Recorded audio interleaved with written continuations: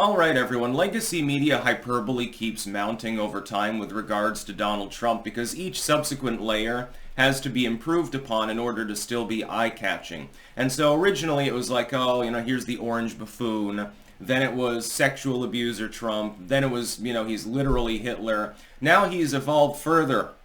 According to this rhetorically titled article, Trump has now evolved into Satan, actually. Yes, he's literally the devil incarnate. The title of the article is Trump Hell. It's from DNU's. These are the men that try the time's soul. With the disreputable Donald Trump, they should have just said disreputable Donald, then it would, it would have been better, more linguistically effective.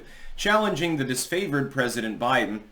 I think that he's more than disfavored, but okay. The 2024 race has become about the embodiment of Oscar Wilde's witticism about fox hunting, the unspeakable in pursuit of the inedible. Bleeding young and non-white voters, the president finally heeded Democrats urging to get out there, as Nancy Pelosi put it, and throw some haymakers at Trump. Yeah, he taking him behind the woodshed.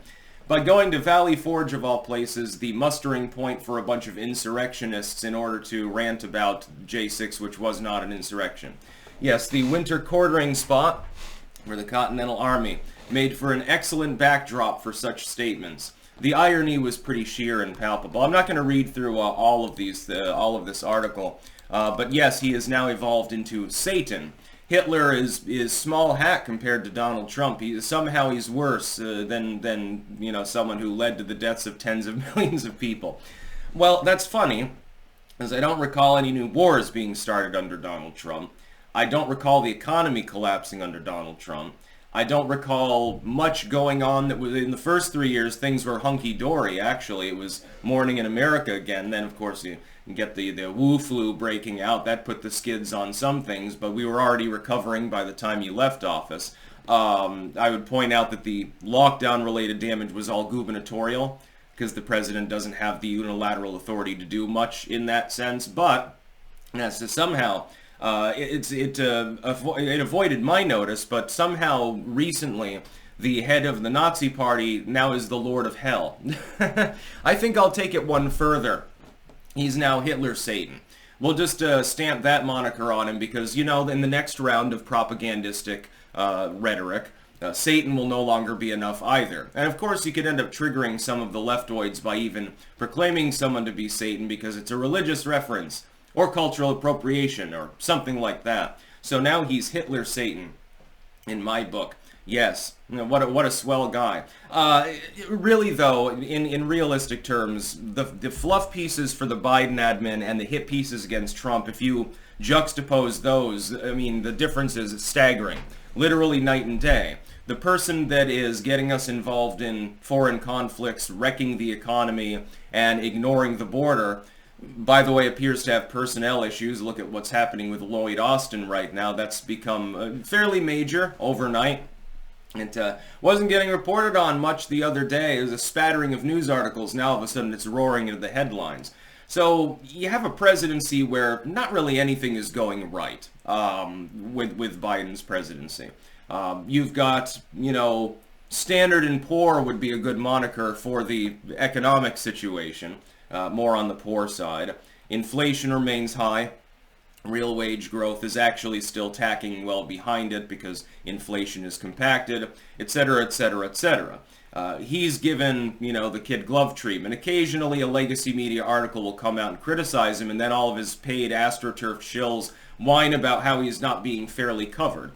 It's not working, but they circle the wagons for him on a literally daily basis. Like at Valley Forge again, he dodders around on stage. He has to be led like a puppy by his wife, who's still actually mentally cognizant. And you see Fox chuckling about it. That's pretty much it. And they only do that as a token because they want to clickbait in an empty field because they know no other legacy media article will be written about the subject. Trump, meanwhile, even at times when everything was perfectly fine, the seeming calm of 2018 or something like that, gets roundly criticized. Originally it was just because of mean tweets. Now it's and then it was the absence of mean tweets, by the way, and gets called Hitler, and now he's evolved into the Lord of Darkness.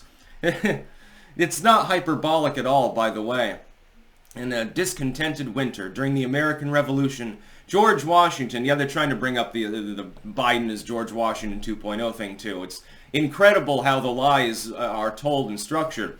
George Washington tried to inspire his downtrodden troops at Valley Forge by having Thomas Paine's The American Crisis read to them.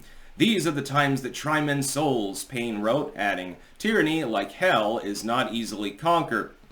That as the voting to determine the next president gets underway, it is clear that the tyrannical Trump won't be easily conquered, and that is our hell. So Trump has somehow brought hell to the United States. Clearly, he caused the Summer of Love riots. Those were all Trump fans that did that. I'm surprised that they haven't tried to Photoshop MAGA hats onto them and revise history some more. After what CNN pulled with its fiery but mostly peaceful protest thing, anything basically is on the table. This is why I archive everything, because they're also trying to Stalinize history. They would have you believe that under Trump the economy was a mess, the border was a mess, and all sorts of wars were breaking out, but the opposite is actually true. But I expect that 20 years from now, history books won't necessarily reflect that reality. Anyway, as more and more content creators are forgotten or drop off the face of the earth due to death or something like that, or just rage quitting, there will be fewer and fewer people who were there for that moment to actually explain to people what really happened. The Trump administration, by and large, went well.